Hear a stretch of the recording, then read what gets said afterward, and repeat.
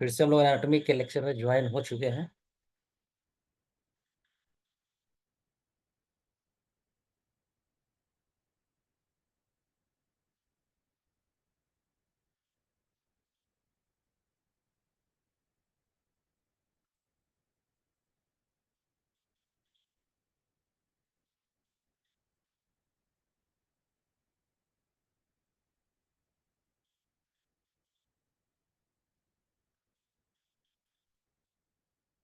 देखिए, सबसे पहले हम लोग क्या डिस्कस करना है, हम लोग को arterial supply of lower limbs.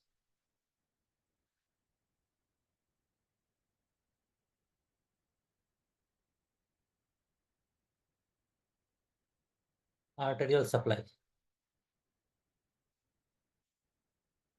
Of lower limb.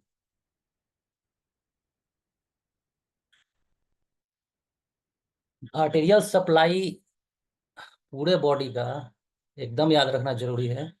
बहुत बार पूछा गया है आर्टेरियल सप्लाई, कभी पूछा गया है कि, और बहुत ही सिंपल सिंपल क्वेश्चन पूछा गया है, जैसे एब्डोमिनल ब्रांच का, एब्डोमिनल ऑर्टा का, एब्डोमिनल ऐसे ऐसे पूछा गया कि renal arteries is the branch of, ये पूछा गया है। और ये पूछा है uterine artery is a branch of, ये पूछा गया है। बहुत ही इजी इजी क्वेश्चंस पूछा गया है। बस ब्रांचिंग याद रखना है, नेटवर्क याद रखना है, कैसे कैसे कहाँ कहाँ क्या क्या पहुंचा हुआ है। और मेन मेन जो है वही पूछा ही जाता है, ज़्यादा डिफिकल्ट पूछा नहीं जाता है। बस चैलेंज आपके लिए यही है कि याद रखना है बहुत सारा एक साथ। बहुत सारा याद रखने के लिए आपको कंसिस्टेंट पढ़ाई करना होगा, एक दिन में सब होगा नहीं। Arterial supply of lower limbs में हम लोग यहाँ aorta से शुरू नहीं करेंगे। ये aorta आया कहाँ से? ये एब्डोमिनल aorta ही डायरेक्ट नीचे तक आया हुआ है। एब्डोमिनल aorta, आपको पता है ये एब्डोमिनल aorta का लेवल क्या होगा? वर्टिब्रल लेवल क्या होगा, किसी को पता है? कहाँ से स्टार्ट होता है?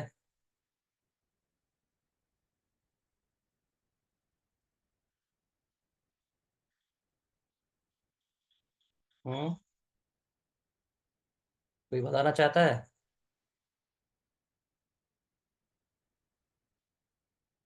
अच्छा, T4 एंड T8 दो आंसर आ गए। अच्छा, कल का एक क्वेश्चन तो अभी ड्यूज ही है। एब्डोमिनल एओर्टा कहाँ से स्टार्ट होता है, ये पूछा जा रहा है, ये क्वेश्चन। मतलब वहाँ वो, अच्छा, किसका कॉन्टिन्यूएशन पार्ट है? क्या ये लेफ्ट वेंट्रिकल का डायरेक्ट अराइज एब्डोमिनल ऑर्टा ही होता है, कि किसी का कॉन्टिन्यूएशन पार्ट है ये एब्डोमिनल ऑर्टा? पहले ये बताइए।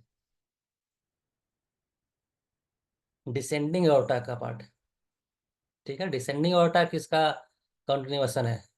क्या वो लेफ्ट वेंट्रिकल से डायरेक्ट आता है?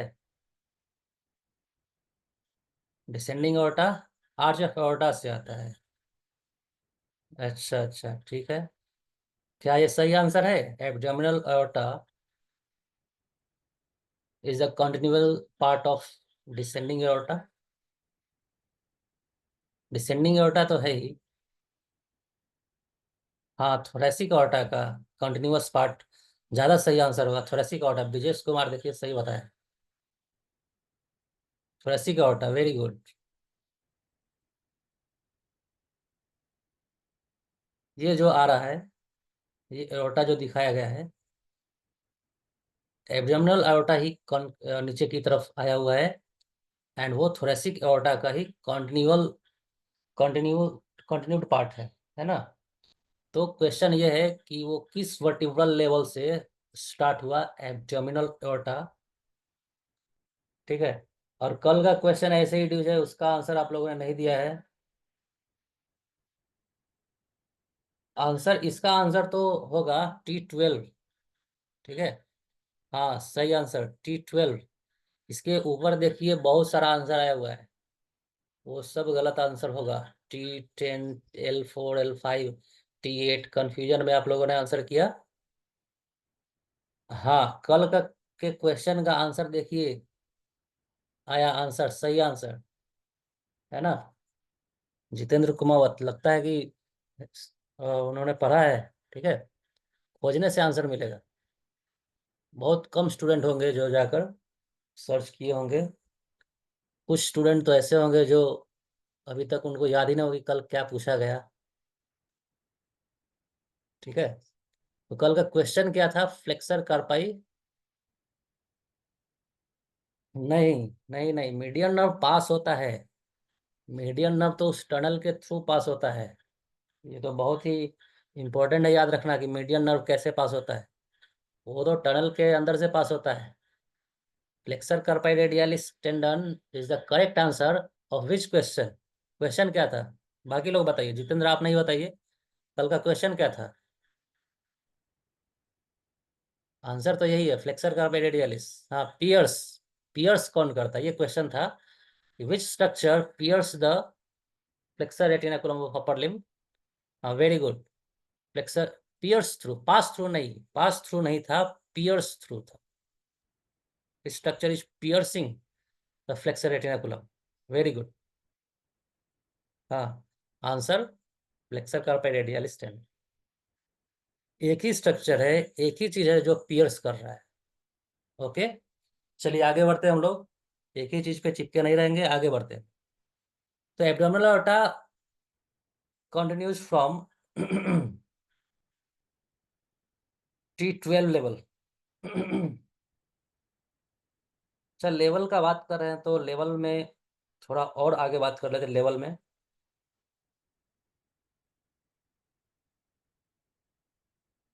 एब्डोमिनल अorta से ही, चलिए यहाँ पे मिटाएंगे नहीं क्योंकि पीडीएफ जब ये प्रिपेयर होगा तो मिट जाएगा, मिटाएंगे नहीं। चलिए यहाँ देखिए,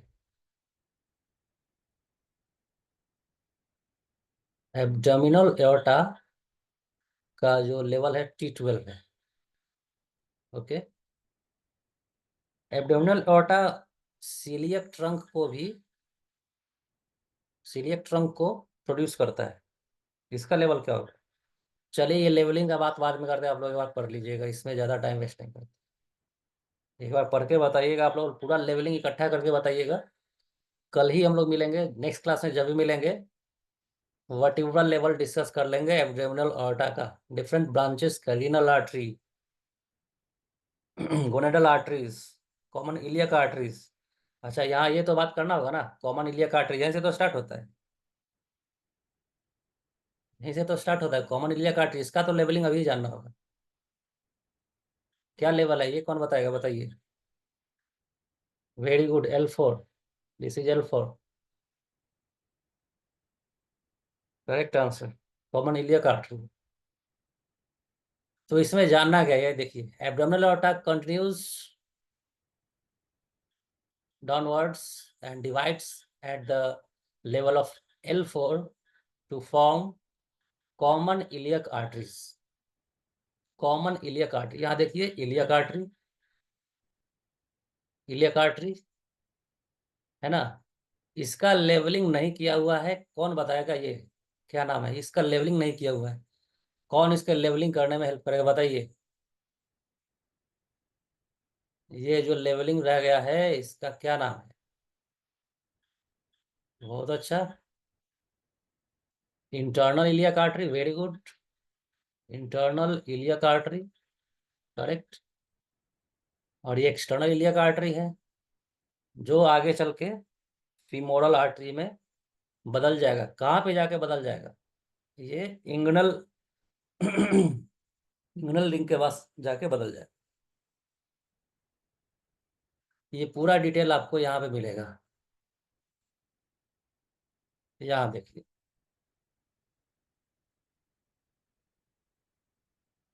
है ना। यहाँ पे पूरा डिटेल आपको मिलेगा यहाँ पे।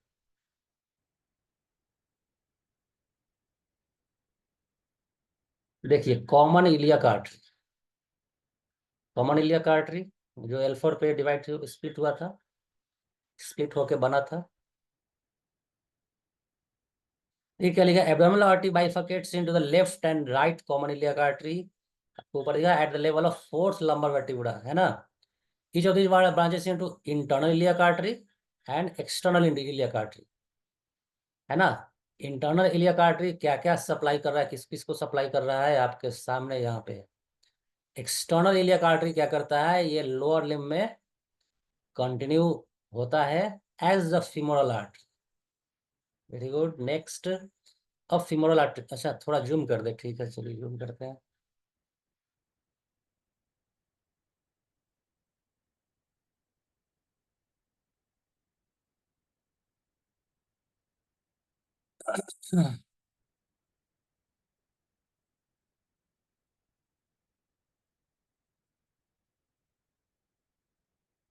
चलिए, वही कॉमन इलियक आर्ट आपको ये इमेज में भी दिखाएंगे। कॉमन इलियक आर्टरी स्प्लिट हुआ internal and external iliac artery में, ब्रांचिंग हुआ। ठीक है, इंटरनल इलियक आर्टरी तो अंदर की ओर चला गया, और ये pelvic gluteal region medial thigh को ये सप्लाई किया। ठीक है, फीमोरल आर्टरी कहाँ से आ गया, क्योंकि ये एक्सटर्नल इलियक आर्टरी का एक कॉन्टिन्यूड पार्ट है, फीमोरल आर्टरी, है ना। तो external iliac artery becomes the femoral artery after passing under the inguinal ligament.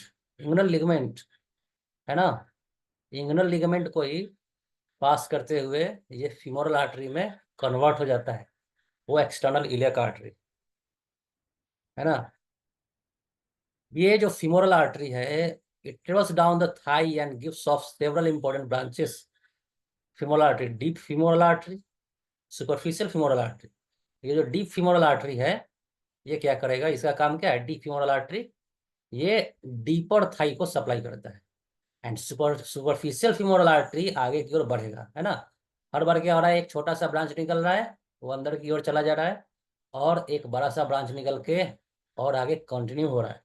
Superficial femoral artery it continues downwards and इंटर्स the adductor canal. Adductor canal का दूसरा नाम बताइए, what is the other name of adductor canal. This is Hunter canal. एक और तीसरा नाम किसको पता है बताइए। सब सार्टोरियस कैनाल, वेरी गुड, इसी था, बहुत अच्छा। एडक्टर कैनाल एंड सब सार्टोरियल कैनाल। हाँ, एडक्टर कैनाल में, हंटर कैनाल में नर्व कौन सा था, किसको पता है अभी तक, किसको याद है। हंटर कैनाल में नर्व कौन सा था, saphenous nerve, very good, correct answer, है ना। फीमोरल ट्रायंगल में कौन सा नर्व था, किसको पता है। फीमोरल ट्रायंगल में कौन सा नर्व था, फीमोरल ट्रायंगल में कौन सा नर्व था। फीमोरल नर्व था। साइटिक नर्व क्यों लिखी हो, होता है क्या फीमोरल ट्रायंगल में साइटिक नर्व। नहीं होता है, चलिए, ठीक है, फीमोरल नर्व होता है, ये फीमोरल नर्व।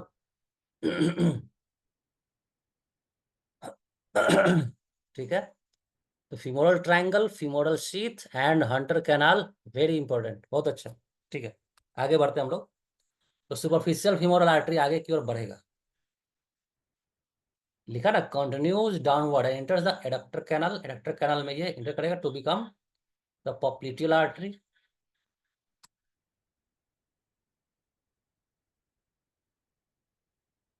अच्छा, आप लोग ये बताइए कि वो कौन सा स्ट्रक्चर है जो फीमोरल ट्रायंगल, फीमोरल शीथ, या फिर हंटर कैनाल सब में पास हुआ है, इन तीनों में कॉमन क्या है।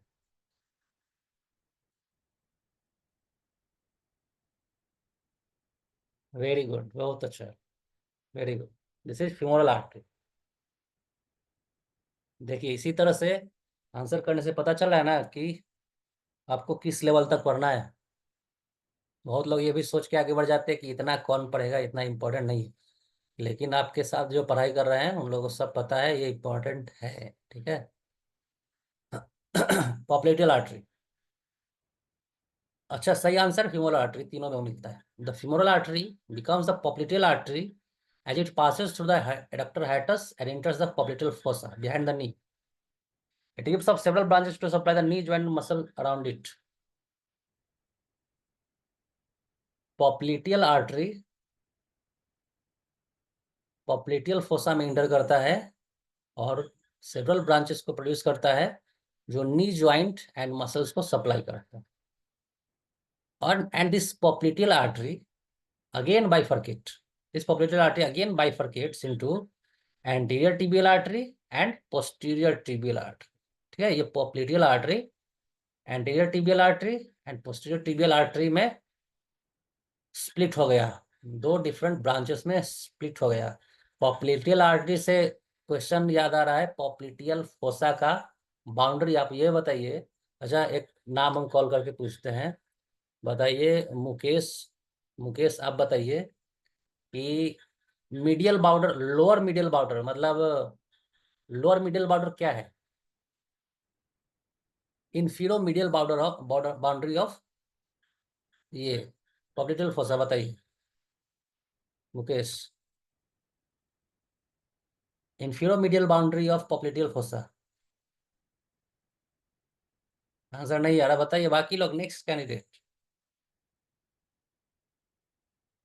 सही आंसर। अब मुकेश जाके पढ़ेगा। गैस्ट्रोनीमियस का medial head, correct answer, Nancy and Nishita, very good. Gastrocnemius का मीडियल हेड है ना, करेक्ट आंसर। गैस्ट्रोनीमियस का मीडियल हेड, सिर्फ गैस्ट्रोनीमियस से नहीं काम चलेगा। Post anterior tibial artery and posterior tibial artery passes through the interosseous membrane to supply the anterior compartment of the leg and continue as the dorsal pedis artery। यहाँ ये देखिए, dorsal pedis artery dorsum of foot को supply करता है। And प्लांटरिस, आगे बढ़ते हैं। Posterior tibial artery travels down the posterior compartment of the leg, giving rise to fibular artery and supplying the posterior lateral compartment of posterior and lateral compartment को कौन supply कर रहा है? Posterior tibial artery. It continue into foot, dividing into medial and lateral plantar artery. सिर्फ branching याद रखिएगा तो पूरा सप्लाई भी याद रहेगा, क्योंकि नाम ही उसका सप्लाई करने का काम है, जो नाम है वही उसका काम है। Dorsal pedis artery, dorsal pedis artery किसका ब्रांच था? Tibial artery, continuation of the anterior tibial artery. देखिए यहाँ पे है dorsal pedis artery, dorsal pedis artery. हाँ, मेमोरियल हम बताते हैं कैसे मेमोरियल इसको करना पड़ेगा, हम बताते हैं आपको कैसे मेमोराइज करना होगा, है ना, नया नया लग रहा होगा आपको। चलिए, तो डॉर्सल पेडिस आर्टरी कहाँ का ब्रांच था? है पीक है, सब कुछ हम बताते हैं आपको, सब दिखाते हैं। नेक्स्ट देखिए, dorsal pedis artery, it continuation of the anterior tibial artery after it crosses the ankle joint. Ankle joint को क्रॉस करने के बाद ये कंटिन्यूएशन है anterior tibial artery. It supply the dorsal aspect of the foot and contribute to plantar arch. Plantar artery, the posterior tibial artery bifurcates into medial and lateral plantar artery. Posterior ये plantar artery फिर से bifurcate हो रहा है और medial and lateral plantar artery में split हुआ, which supply to the sole of the foot. These arteries form an anastomosis network with branches of dorsal pedis artery to form plantar arch।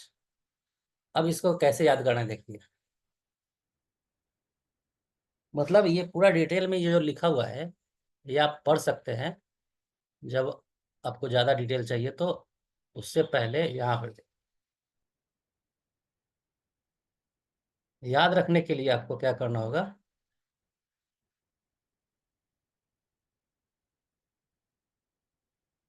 याद रखने के लिए आप क्या कीजिए कि पहले तो यही देख लीजिए कि एब्डोमिनल ऑर्टा का जो कंटिन्यूएशन है एल्फोर्ड लेवल पे, ये बस यही तो याद रखना है। आप सिर्फ इतना याद रखिए, उसके बाद आप वो पढ़िएगा, जिसको नहीं कुछ ज़्यादा याद नहीं है अभी इसमें, तो पहले ये देख लीजिए कि ये common iliac artery, common iliac artery, common iliac artery splits to form internal iliac artery and external iliac artery, है ना, internal iliac artery and external iliac artery। उसके बाद ये फीमोरल आर्टरी में कन्वर्ट हुआ, फिर उसका एक ब्रांच प्रोफंडा फीमोरिस, फिर सुपरफिशियल ब्रांच आगे की ओर बढ़ा, है ना, फिर पॉप्लेटियल आर्टरी में कन्वर्ट हुआ, फिर उसका एक ब्रांच एंटीरियर टिबियल आर्टरी और एक ब्रांच कंटिन्यू हुआ जो peroneal artery and posterior tibial artery में कन्वर्ट हुआ, है ना। पॉप्लिटियल आर्टरी जो है direct anterior and direct posterior में कन्वर्ट नहीं होता, याद रखना है। ठीक है, ऐसा नहीं है कि एकदम सिमेट्रिकली सब कुछ मिलता जा रहा है, सिमेट्रिकल नहीं। Popliteal artery direct anterior and posterior में कन्वर्ट नहीं होता है, एंटीरियर में जाके ये स्प्लिट हुआ, और साथ में पेरोनियल आर्टरी भी है साथ में यहाँ। ठीक है, peroneal artery and posterior tibial artery, उसके नीचे का डिटेल आपको यहाँ पे मिल जाएगा, इसमें देख लीजिएगा। अब इस इमेज में भी देख लीजिए, वही सब यहाँ पे थोड़ा सा और डिटेल है इसका, है ना। जैसे यहाँ पे डीप ब्रांच जो था फीमोरल आर्टरी का, उस वो कहाँ कहाँ सप्लाई कर रहा है, एंड इंटरनल इलियक आर्टरी कहाँ कहाँ सप्लाई कर रहा है, पूरा यहाँ पे लिखा हुआ है। ठीक है, चलिए इतना ही आपके लिए सफिशियंट है, आर्टेरियल सप्लाई ऑफ द। अब पूछता क्या क्वेश्चन, यहाँ से देखिए, क्वेश्चन बहुत आसान पूछता है। पूछेगा ये कि पेल्विस को सप्लाई करने के लिए इलियक आर्टरी का कौन सा ब्रांच आएगा,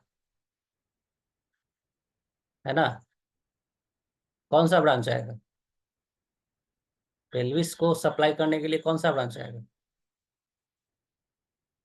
एक्सटर्नल या इंटरनल, इंटरनल, है ना।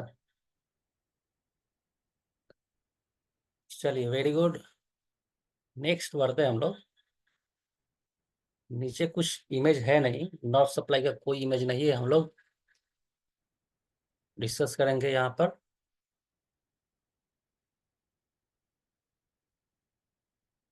North supply of lower limb, north supply पढ़ लीजिए, आर्टेरियल सप्लाई पढ़ लीजिए, कुछ क्वेश्चन आपको मिल जाएगा। नॉर्थ सप्लाई में सबसे पहले हम लोग डिस्कस करेंगे फीमोरल नर्व। यहाँ पर फिर से जैसे अपर लिम्ब में ब्रैकियल प्लेक्सस था, यहाँ पे फिर से lumbar plexus and sacral plexus involve है। ठीक है, तो फीमोरल नर्व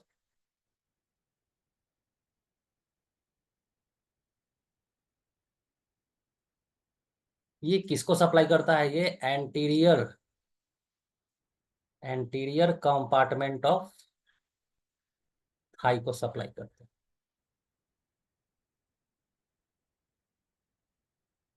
है ना। लंबर प्लेक्सस का ये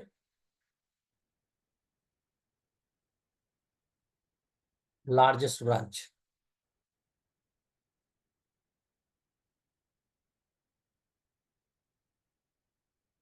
फीमोरल नर्व फीमोरल शीथ के अंदर होता है कि बाहर, फीमोरल शीथ के अंदर है या बाहर, out, outside of femoral sheath.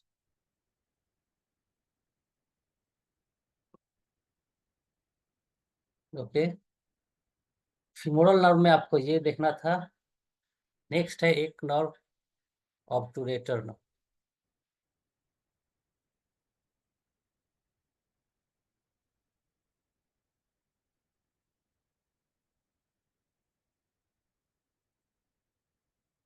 Femoral nerve जो था वो थाई के एंटीरियर कंपार्टमेंट को सप्लाई करता था, ये मीडियल को करेगा, वेरी गुड, मीडियल को करेगा, supply to medial compartment,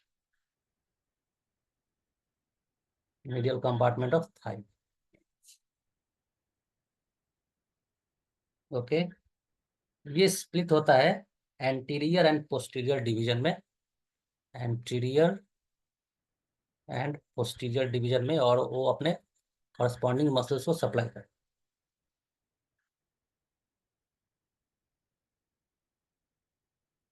sciatic nerve very important, sciatic nerve thickest nerve of the body, thickest nerve of the body, thickest nerve of the body, thickest nerve of the body and the largest branch of sacral plexus.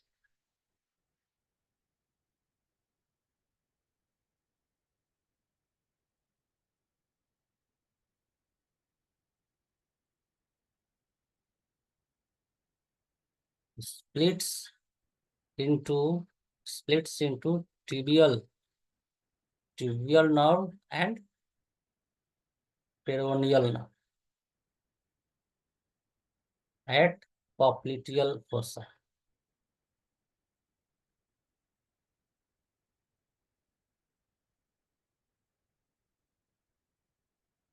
कैसे brachial artery split होता है? Brachial artery split होता है ना, radial and अल्लर में कहाँ पे स्प्लिट होता है ब्रैकियल आर्टरी? राजेश, प्रदीप, ब्रिजेश, मुकेश, कहाँ पर स्प्लिट होता है ब्रैकियल आर्टरी? Cubital fossa. चलिए, जिससे पूछा गया वो आंसर नहीं थी। नेक्स्ट। तो ये स्प्लिट हो गया tibial nerve and peroneal nerve. ये जो टिबियल नर्व है, ये जो टिबियल नर्व है, ये सप्लाई करेगा पोस्टीरियर कंपार्टमेंट ऑफ लेग, है ना। और ये जो पेरोनियल नर्व है, ये सप्लाई करेगा anterior compartment of leg. Peroneal nerve फिर से ये स्प्लिट होता है, सॉरी, पेरोनियल नर्व फिर से ये स्प्लिट होगा।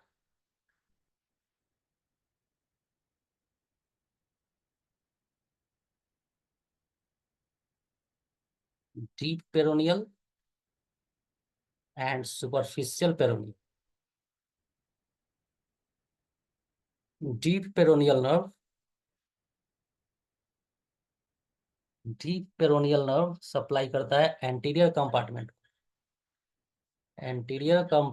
Of leg, and superficial peroneal nerve lateral compartment of leg. इतना तो याद रखना मस्ट है कि आपको इतना याद होना चाहिए। ठीक है, तो लोअर लिम हम लोग यहाँ पे फिनिश करेंगे। लोअर लिम का फिनिश करेंगे। और क्या करते हैं, एक और बात सुन लीजिए आप लोग। कल का जो डेट है, अपर लिम, अपर लिम्स का एमसीक्यू हम लोग प्रैक्टिस करेंगे, ऑप्शन के साथ प्रैक्टिस होगा। ठीक है, ऑप्शन के साथ होगा। वो जस्ट एक लाइन का जैसे मेटेरिया में करते हैं हम लोग, वैसा नहीं होगा। प्रॉपर जैसे एमसीक्यू हम लोग बनाते हैं ना, मैक्सिमम लोग एमसीक्यू सॉल्व नहीं कर पाते। पहले वो सोच रहे हैं कि सिलेबस कंप्लीट कर ले। ऐसा नहीं करना है। एमसीक्यू हम लोग सॉल्व करेंगे। टोटल 50 एमसीक्यू सिर्फ अपर लिम से होगा, सिर्फ अपर लिम से होगा। और बहुत ही अच्छा एक्सटेंसिव रिसर्च के बाद उसको प्रिपेयर किया गया है। अगर आप ये 50 एमसीक्यू को आप सॉल्व कर लिए, तो आगे आपको कोई एनाटॉमी का एमसीक्यू सॉल्व करने का जरूरत नहीं पड़ेगा। सिर्फ अपर लिम का ही है। टोटल हमारे पास 400 एमसीक्यू है, पूरे एनाटॉमी का 400 एमसीक्यू है। तो अपर लिम का 50 एमसीक्यू, बहुत ही important MCQ, most expected question होगा ये। ठीक है, तो ये जो 50 एमसीक्यू हम लोग सॉल्व करेंगे अपर लिम्स का, पूरा आर्टरी मसल्स नर्व सब कुछ का होगा। तो हम क्या कर रहे हैं कि आप लोग अपर लिम्स का जो कल होने वाला है, कल कौन सा दिन है, फ्राइडे, है ना। और नेक्स्ट डे है सैटरडे। सैटरडे को टेस्ट होगा आपका। तो फिर संडे को ऑफ हो जाएगा, क्लास ऑफ। तो हम क्या सोच रहे हैं कि फ्राइडे का ही ऑफ करके ये एमसीक्यू संडे को करा दिया जाए, तो ठीक रहेगा कि नहीं बताइए। क्या बताइए, यस और नो। मंडे को क्या है, मंडे को कुछ है क्या? क्या है मंडे को ऑफ रखने का क्या कारण? मंडे को कुछ है? जन्माष्टमी। जन्माष्टमी को ऑफ नहीं रहेगा। जन्माष्टमी को कुछ क्या फास्टिंग होता है क्या लंबा?